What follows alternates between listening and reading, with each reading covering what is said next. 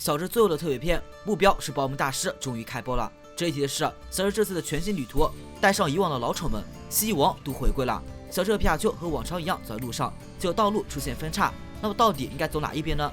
小智拿起一片树叶往空中一抛，小熊落地后叶片的朝向来决定方向，最终叶子指向左边，但是小智仍旧打算往右边走。觉得自己被耍到的皮神有些不悦，想用电击改变小智的想法，可惜只有徒劳，最终还是皮神妥协。小智和皮神继续漫无目的的往前走，在过河时，小智由于分心掉到河里，结果被一群女王疯狂咬屁股。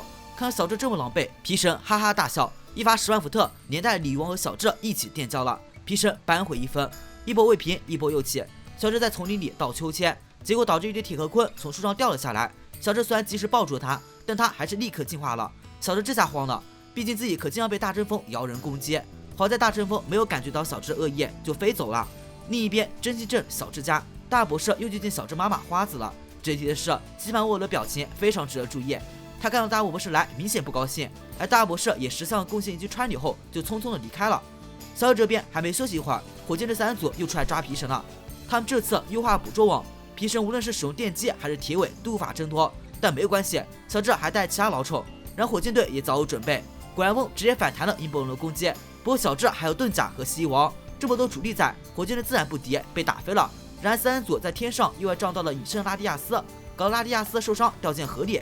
听到动静的小智顺着巨响来到湖边，看到拉蒂亚斯情况不对，立马跑去援救。可是拉蒂亚斯明显不认识小智，十分警惕，还想用最后的力量挣脱小智，但终归是受伤的状态，没挣扎几下就晕了过去。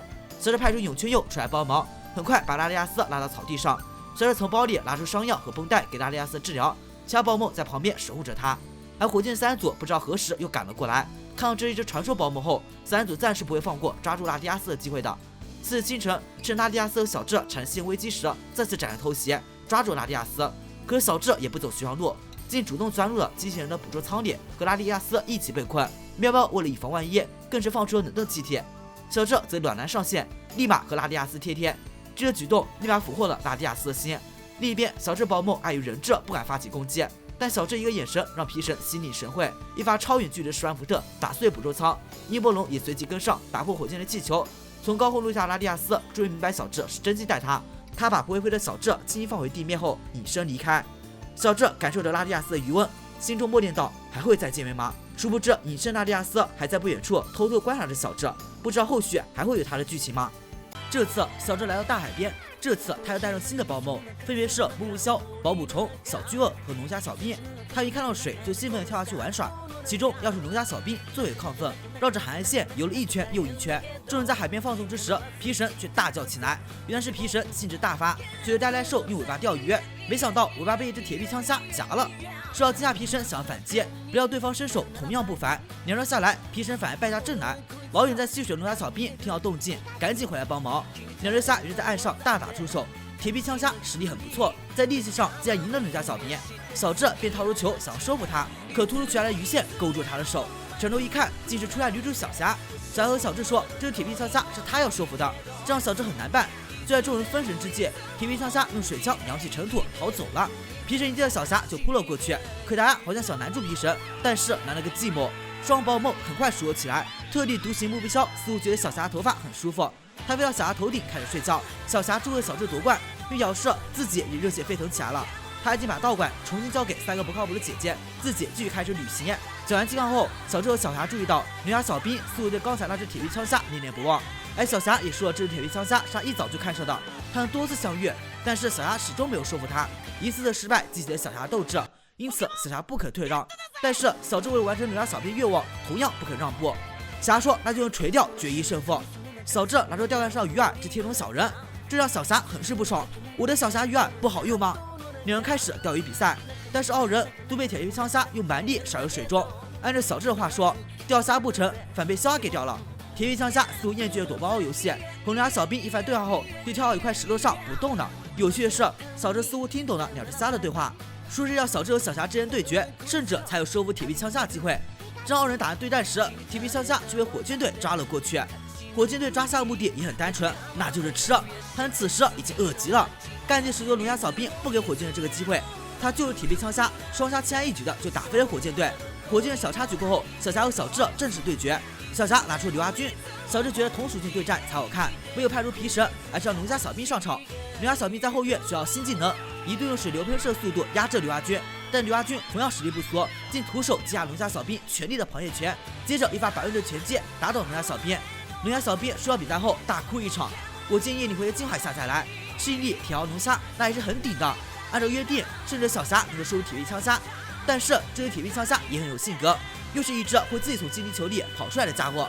他一跳出来就给输家农家小兵特殊技能，这两下爱育的样子让小霞感到头疼。值得一提是，天空中女神拉蒂亚斯默默地注视着这一切。就这样，小智和皮神再次开始旅行。然而，小智没走多远，就感到背后有个人鬼鬼祟祟。他知道是小霞，让他不要躲了。小霞很傲娇的找个我们的保姆关系还挺好的，想让他们多相处一下的理由入队。小智见小霞不坦诚，故意不答应。但是皮神抱着小霞大腿不让，毕竟女主里皮神最喜欢小霞。小智于是就让小霞入队。原来编剧是知道大家想看什么的啊！小智和小霞来到一个镇子上，饿肚子的两人走进一家餐馆吃饭，结果发现这食物的味道似曾相识。问了服务员才发现，这家餐厅厨师竟然是小刚。小霞于是问小刚：“你在这干啥？”原来小刚看着这家饭店服务员，然话刚说完，服务员就走过来和小刚说自己男朋友要回来向她求婚呢。突如其来的暴击让小刚无法接受，霎时间整个人脸色惨白。虽然小智和小霞已经习惯小刚这副样子，但是小刚陷入自我怀疑的状态还真不好办。这样两人不知所措时，天童登场了。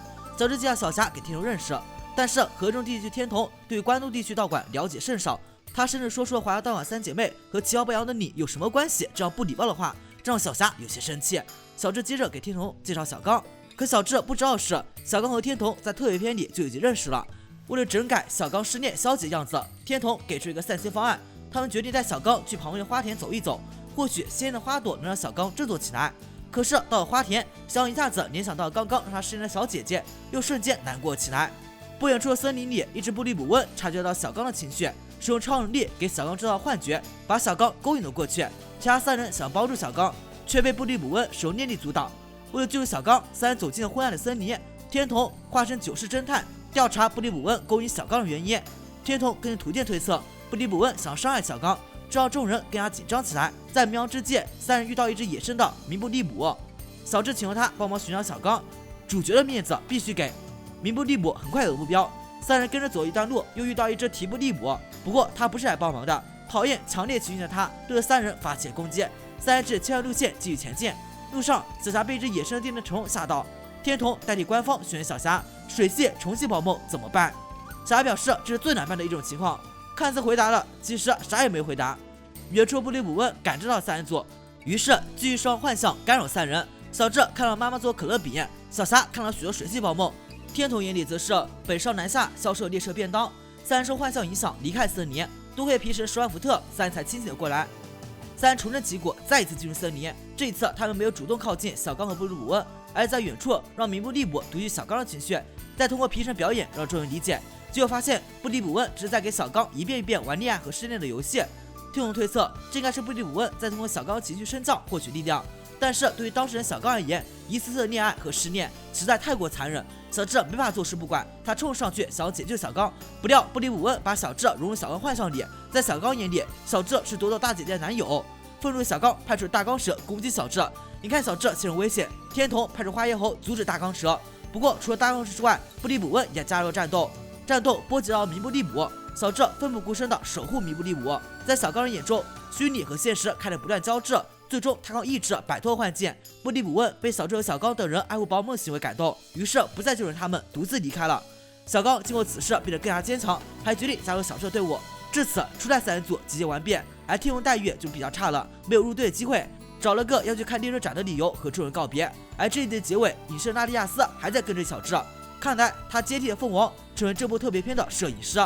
而保姆大师第4集没有任何老角色回归，所以标题动物熊叹息，这就是初代三人组来到雪山与之奇怪动物熊相遇的故事。那么看点就变成下一集小智带哪些老宠。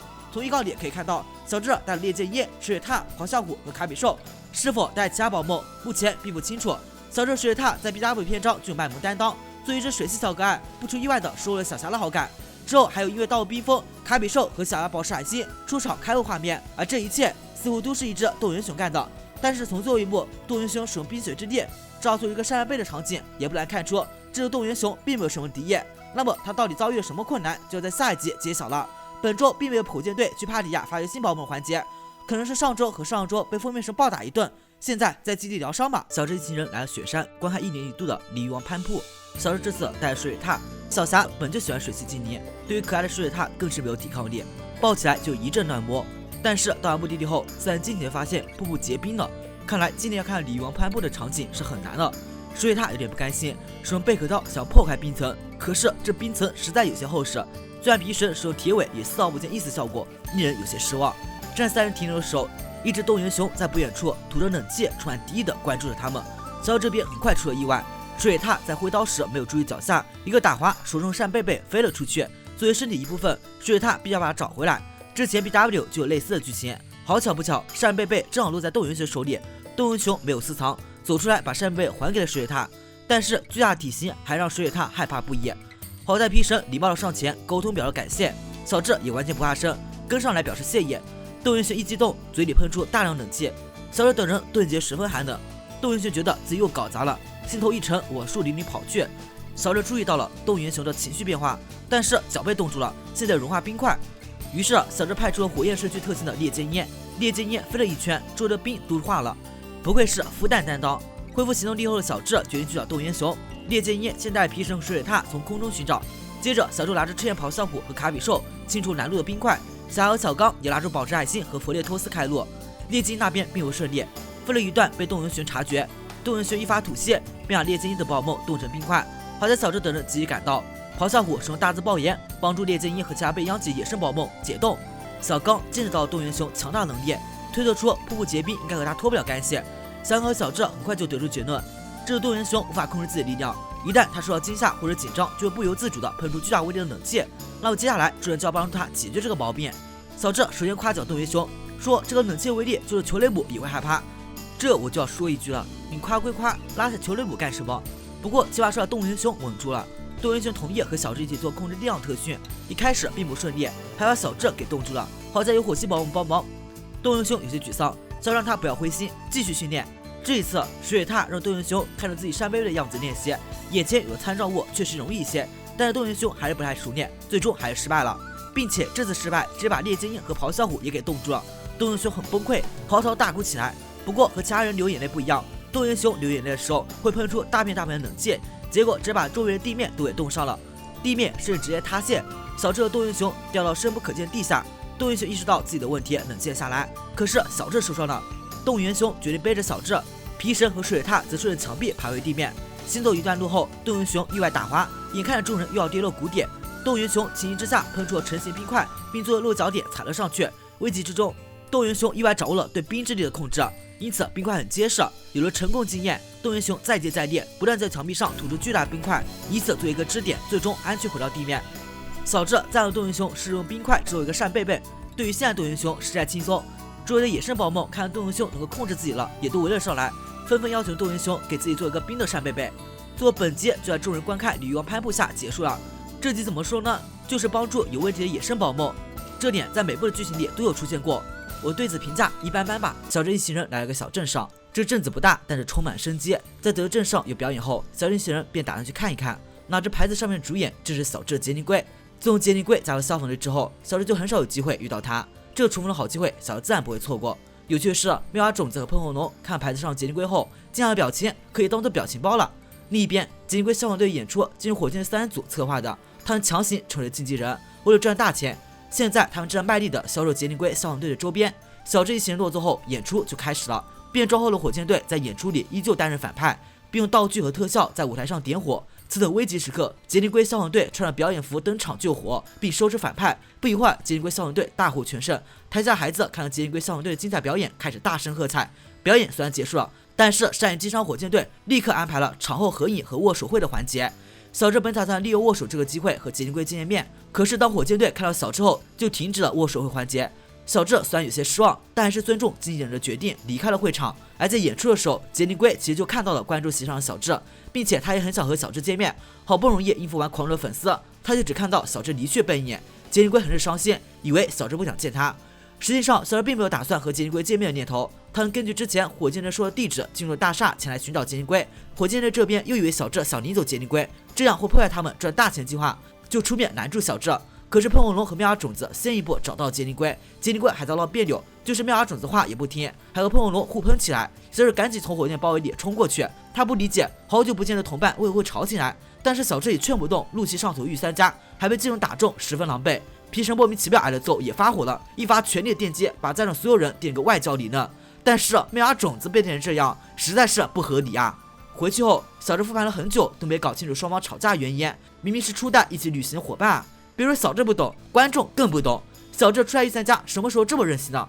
毁人设了啊！火箭的三人组见小智伙伴间出现矛盾，他认为这是一个抓走皮卡丘的好机会，但是捕捉网意外抓到了工地的铁掌力士，三人组直接被铁掌力士打飞。捕捉网也被丢到了一个废弃仓库外的裸露电线上，很快电流过载，燃起了火。可就在刚才，还有一个小插曲，某个路人的毛球走丢了，君莎小姐给他立了案。没说两句，小刚不合时宜的上前搭讪，很快被小霞和不良蛙合力带走。上帝视角我们知道，毛球和几只野兽宝梦正在这个起火的仓库里，眼看火势越来越大，杰尼龟没空想自己的事情，灭火是自己的职责。他带着小弟来到现场救火，但是火势太大了，一时间根本扑灭不了。小霞见状，赶紧派出自己的水系宝梦，但是火势仍旧没有减小迹象。小智见状，高声鼓励杰尼龟，杰尼龟十分感动，脱掉了滑稽的表演服装，换上了最初的混混服。在和小弟简单的讨论之后，他们吐出了比之前威力更高的水柱。然而这还远远不够，周围堆积很多易燃物，加上这天风很大，火仍在熊熊燃烧。这时候妙蛙种子喷火龙也就放下了之前不愉快的心情，和小智一起参与灭火。在出来御三家的默契配合下，不仅救出了被困的宝梦，火也被成功扑灭。出来御三家重归一号，就在小智身边。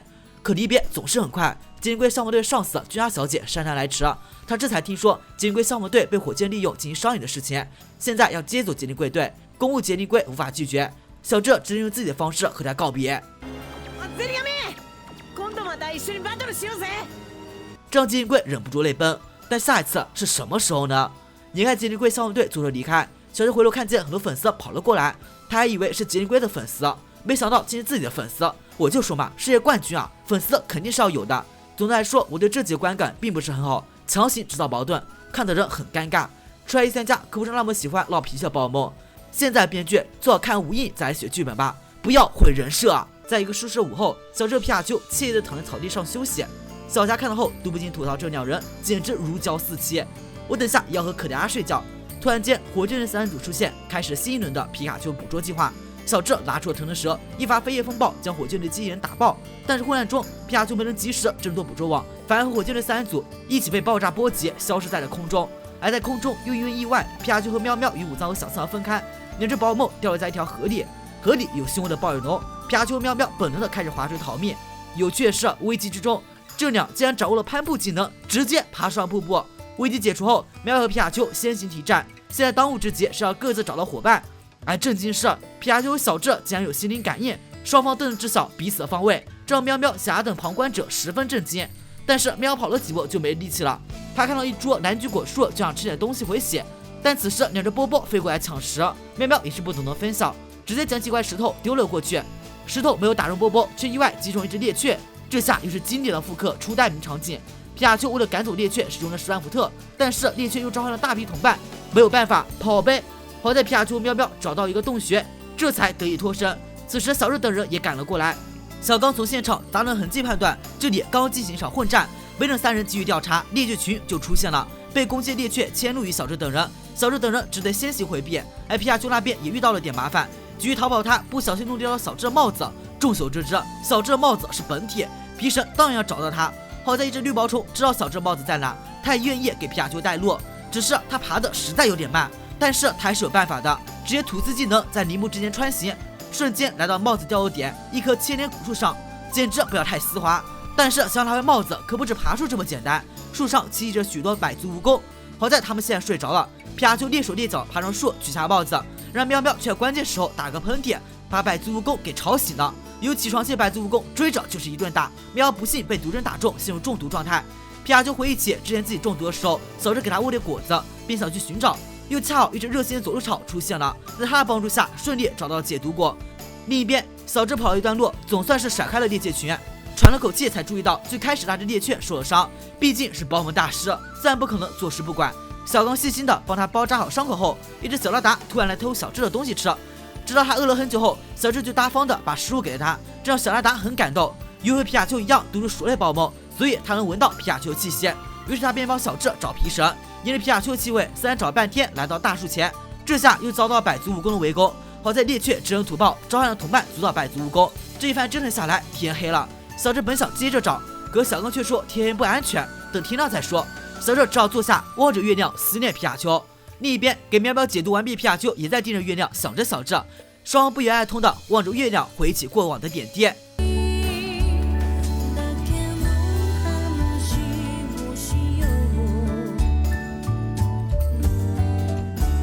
这段可以算是本集的灵魂了，它就是小智和皮神从无影开始之后的重要剧情时刻。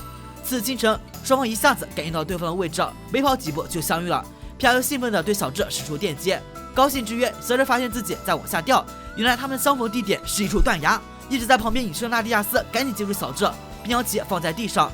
而喵喵看到这一幕后有点酸，好在武将小次郎及时出现，喵喵瞬间泪崩，毕竟火箭之间羁绊也不低哦。本集观感比预料中的要好。另外，这个剧情像极保姆 AG 里的剧情，当时皮卡丘还失忆了。下次我单独讲下这一集。保姆大师第7集，小智成龙回归了。这天，小智一行人在沙滩上看红五金的弹跳表演，没多久，海上出现一只成龙，他对着红五金哭喊着，似乎想说什么。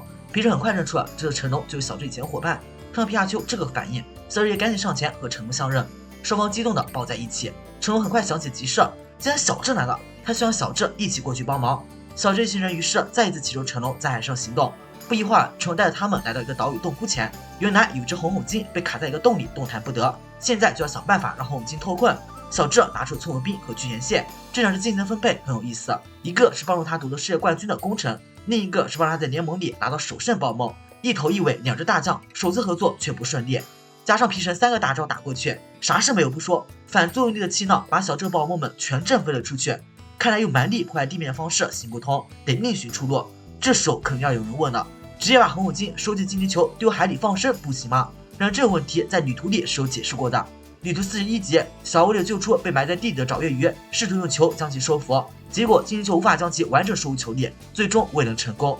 小智又想个办法，让小霞和自己用鱼竿把红虎鲸钓上来，然后由赫拉克罗斯和月桂叶2只宝梦作为后援。在众人不懈努力下，红虎鲸终于被拉出来。大家不要觉得离谱，当年水灵一个人用钓竿钓起352千个的盖欧卡，现在去一只160千个红虎鲸，还有2个人钓，已经是很保守的了。被救出来的红虎鲸十分兴奋，在小岛上跳啊跳，跳着跳着，由于兴奋过度，直接进化了。这下乐极生悲了，骄傲的红鲸王又被卡住了。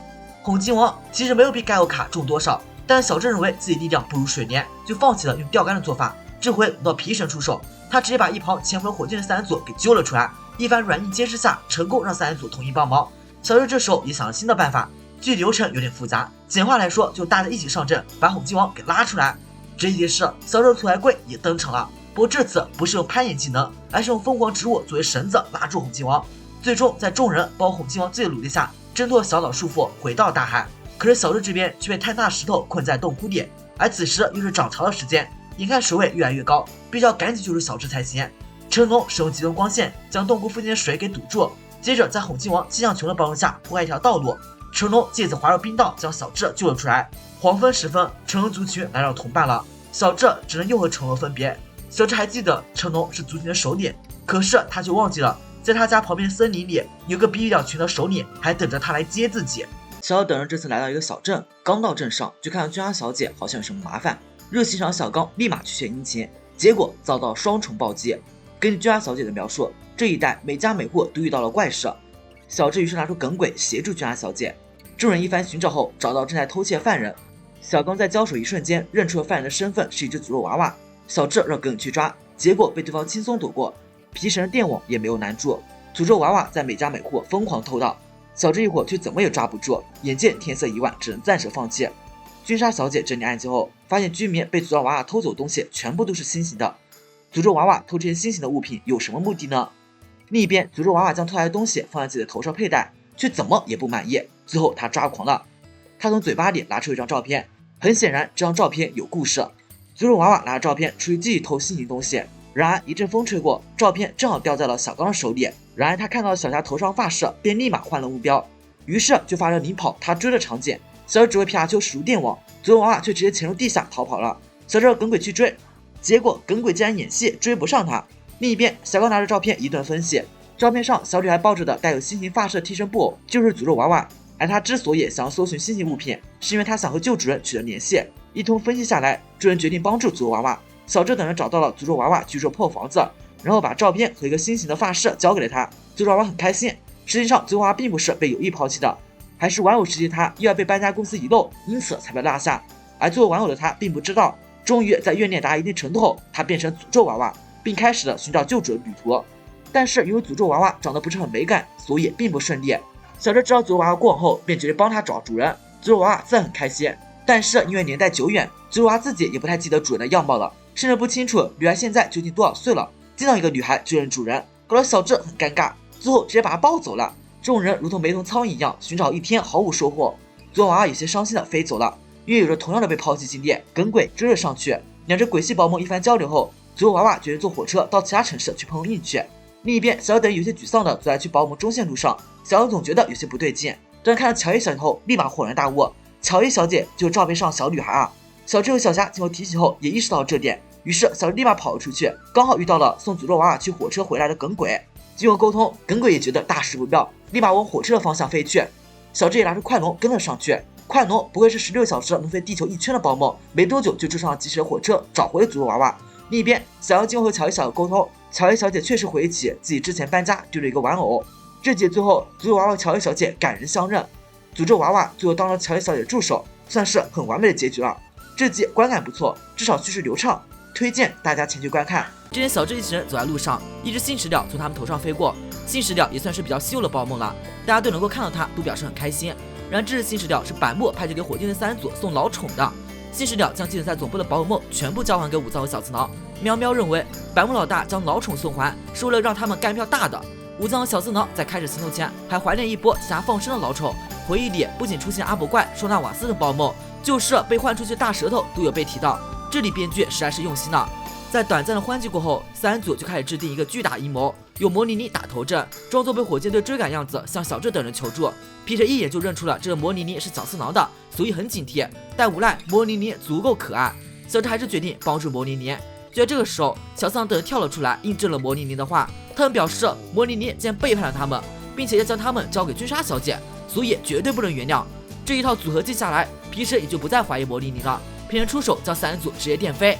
然而这一切都在3人组的计划之内。接着就让魔妮妮将小智等人带往与君莎小姐接头的地点。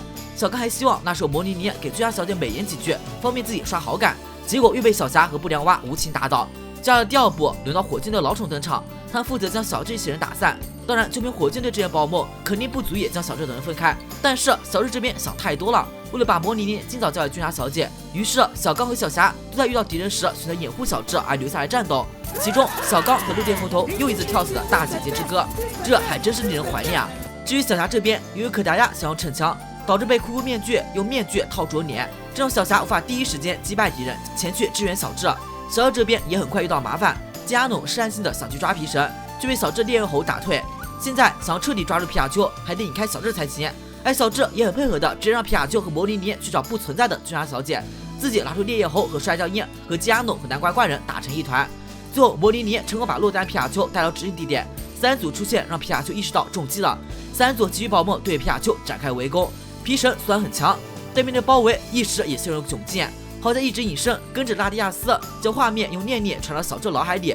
小智得知皮卡丘遇到危险，立马放弃与加农南瓜怪人纠缠，火速前去解救皮卡丘。火箭这些宝梦实力还是不够强，打了半天仍旧没有拿下皮卡丘。在小智老鼠加入后，也就只剩下数量上的优势了。火箭3人组还想做最后一搏，让所有宝梦使用技能攻击，结果小小等人轻松避开，合击绝技还朝着自己冲了过来。果神这时出手了，面对强大混合技能，一发界面反射就反弹回去，巨大能量波波及到一只野生懒人翁。小智看见后立马去救助。隐身拉蒂亚斯在这么多节怪案中认定小智是一个好人，于是再次现身接住了小智，并且使用念力打飞了火箭队。被打飞了火箭队开始复盘这次计划，结果他们都不愿意承认自己有问题，而是把失败归咎于他人，3人不欢而散。对于三人组而言，这个结局实在是有些让人摸不着头了。小智这边对拉蒂亚斯表示了感谢之后，拉蒂亚斯则向小智寻求帮助。他通过心灵感应，让小智等人看到了自己同伴拉蒂欧斯的遭遇。小智接受拉蒂亚斯的请求，跑去拯救拉蒂欧斯。可是走一段路之后，拉蒂欧斯受到保姆猎人的攻击，导致双方精神共享中断。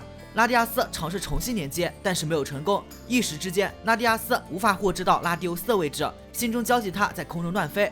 小智等人见天色已晚，认为应当休整一晚，等白天再继续赶路。拉蒂亚斯没有办法，只得在皮卡丘安慰中停了下来。小智和同伴说最开始遇到拉蒂亚斯的事情，众人认为之前拉蒂亚斯受了伤，很可能就是被保姆猎人打伤的。而拉蒂欧斯为了掩护拉蒂亚斯逃走，至今仍在和猎人缠斗。感叹兄妹情深之后，小智端一碗保姆食物给拉蒂亚斯。拉蒂亚斯这次没有拒绝小智的投食，愉快地吃了起来。第二天清晨，睡梦中的拉蒂亚斯重新感受到了拉蒂欧斯的位置。小智一行人赶紧起床继续赶路，可是他们没有注意到保姆猎人也盯上他们。一路奔波后，众人来到一个山洞里，在洞窟地下湖中心找到正在养生的拉蒂欧斯。拉蒂欧斯见到拉蒂亚斯身后跟着几个人类，本能驱使着他发动攻击。拉蒂亚斯想要阻止，但拉蒂欧斯完全不听。见状，皮人果断出马，打就打，还怕你不成？一发铁尾把本就带上拉蒂欧斯拍飞了好远。拉蒂欧斯打不过，只能龇牙咧嘴地瞪着小智。小智和拉蒂亚斯试图和拉蒂欧斯讲道理，可就在这时，保姆猎人出手偷袭他们。保姆猎人带来的三头龙实力强悍，一发咬碎，将两只神兽牢牢锁住，接着用凝射直接把小霞和小刚的精灵球弹开，让里面保姆无法登场。小智见保姆猎人有备而来，于是直接跳到三头的背上，开始和保姆猎人真人快打。可是小智再猛，力量还是不如一个成年人。混乱中，拉蒂亚斯不幸被保姆猎人的石化光线打中，小刚和小霞因为没有保姆帮助，竟让保姆猎人带着石化拉蒂亚斯跑了。而拉蒂欧斯在交战中还受了伤，没有办法，小智只能拿出老宠大王焰去跟踪保姆猎人，他们留下来给拉蒂欧斯治疗。拉蒂欧斯起初还不配合，拒绝接受伤药的治疗，小智只得晓之以理，动之以情，拉蒂欧斯这才冷静下来。喷了点伤药之后，拉蒂欧斯就急不可耐的想飞出去报仇，转眼间把大光石和小霞等人甩在后面。拉蒂欧斯背着小智在一片海滩上看到正在和大王焰对战保姆猎人，察觉到大王焰只是小智派来拖延时间保姆，猎人于是丢下大王焰继续往前奔跑，主角团在后面穷追不舍。谁料保姆猎人一个回身打出了十万光线，可怜大王焰躲闪不及，被变成石像。保红猎人骑着的三头龙机动性很高，就算是拉蒂欧斯一时半会也无法追上。更为棘手的是，保红猎人躲进一片石林中，在这种地形里玩起了躲猫猫。闲暇之际，还顺手一发石化光线，把小刚的大钢蛇变成石像。现在就只剩下小智了，势单力薄的小智没有放弃，追拉蒂欧斯从下方使用波短弹击中三头龙。皮神顺势使用铁尾打碎保姆猎人的石化发射器，发射器被毁，其余被石化保姆全部恢复。这下就变成正常的保姆对战了。可是拉蒂欧斯正面对战只会猛，压根就打不过三头龙。没有办法，小智让他冷静一下，听从他这个冠军指挥。在小智号令下，拉蒂欧斯用精神强烈隐身卡视野，这一次是从上方出现，自上而下一发波短弹，终于击溃了保姆猎人和三头龙。保姆猎人心有不甘，还想反击，却被拉蒂亚斯用超能力困住。最后军花小姐赶到，等着他的自然就是牢狱之灾了。收拾了保姆猎人之后，拉蒂欧斯这臭脾气又犯了，面对小智对其的关怀，不仅不领情，连句谢谢都不说就飞走了。最后，拉蒂欧斯和拉蒂亚斯回到他们族群的栖息地水之多，没错，就是剧场版的那个地方。少女卡农依旧在这里画画，而化作卡农样子的拉蒂亚斯在公园里悠闲地荡着秋千。光光在这里也明示了，当年亲小智的就是拉蒂亚斯而非卡农，因为拉蒂亚斯可以变成卡农样子，但是无法复制出一顶帽子。笔雕回归，小智陪伴我们的最后一集来了。本集开头，小霞先和小智、小刚在道路分岔口告别，似乎是意识到这次分别不知道何时再见。可大家哭着和皮卡丘抱了很久，之后又到一个分岔路口，小刚和小智告别，小智独自一人踏上前往真心镇的路。这次分别没有无印大结局那么伤感，总体氛围还是比较愉快的。等到家的时候已经天黑了，看着满身灰尘小智和皮卡丘，芝麻赶紧让他们先洗澡，自己则去厨房准备晚餐。小智和皮卡丘在浴室愉快的 play 之后，就坐上餐桌开始大快朵颐。饭后，小智和皮卡丘上床睡觉，睡前小智居然还在挂念着拉蒂亚斯和拉蒂欧斯，属实有点多虑了。次日早晨，真心镇的嘟嘟丽按时打鸣，但正如无印第一集那样，还是没能叫醒熟睡的小智，还是芝麻喊醒了小智，提醒他今天和大博士有约。小智害怕迟到，衣服也忘了换，就要跑路。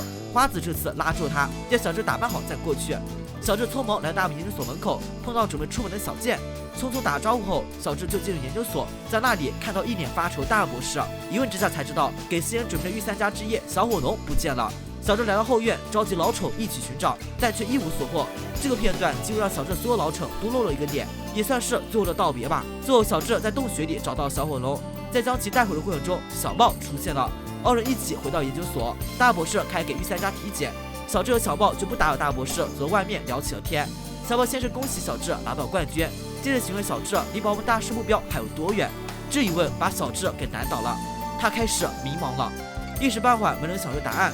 小智便打算在家里待一段时间，他参与照顾后院的老宠，和他们一起溜冰玩耍，好不惬意。小杰没多久也回来了，而在未见日子里，他也有所长进，他的毛球进化成莫入鹅。此时，火箭三组也在总部忙碌着，不出任务的他们竟然成为了食堂的工作人员。他们3个还没有和好，果神在背后默默地看着他们，表情很是难过。但安稳的生活都不是3人组想要的，他们不约而合地来到长盘森林，想凭借自己的努力抓到皮神，结果却意外偶遇了，这让他们顿时觉得之前的矛盾不算什么。3人组于是立刻和好，开始制定皮卡丘抓捕计划。这次计划非常顺利，因为小智除了皮神，其他宝宝全放后院了，皮神也很懵逼。就在皮卡丘要被抓走的危急时刻，意外的救兵登场了，他真是无印被小智放生比雕。看到比雕出现，小智没有想象中的那么惊讶，直接一句比雕子，这个人让我觉得分别这20年，感觉才过去几天一样。比雕突然出现，让火箭3人组方寸大乱，被比雕和皮神联手打飞。但是他们被打飞也是很开心的，都手牵着手一起飞。比雕这次是来找小智要求归队的，他带着的族群已经十分强大，不需要他的保护了。小智于是开心的抱住了比雕。短暂兴奋过后，小智躺在草坪上，再次思考起保姆大师的含义。突然乌云密布，下起了大雨。小智带着皮卡丘坐在一个大树下避雨。过一会儿，很多野生宝宝也来到了树下避雨。小智开始说道，他认为拿到冠军不是结束，而是开始。他仍然想以一个挑战者的身份迎接冒险和遇见新的宝梦，然后说出了自己心中保姆大师的含义，那就是和所有的宝梦成为朋友。次日，当妈妈花子以为小智正在睡懒觉，准备叫他的时候，小智已经换上新鞋，开始新的旅程。而本集不再是 To Be Continue 了，说明小智旅行是真的结束了。让我们觉得小智旅行还有什么遗憾呢？请在评论区里留言吧。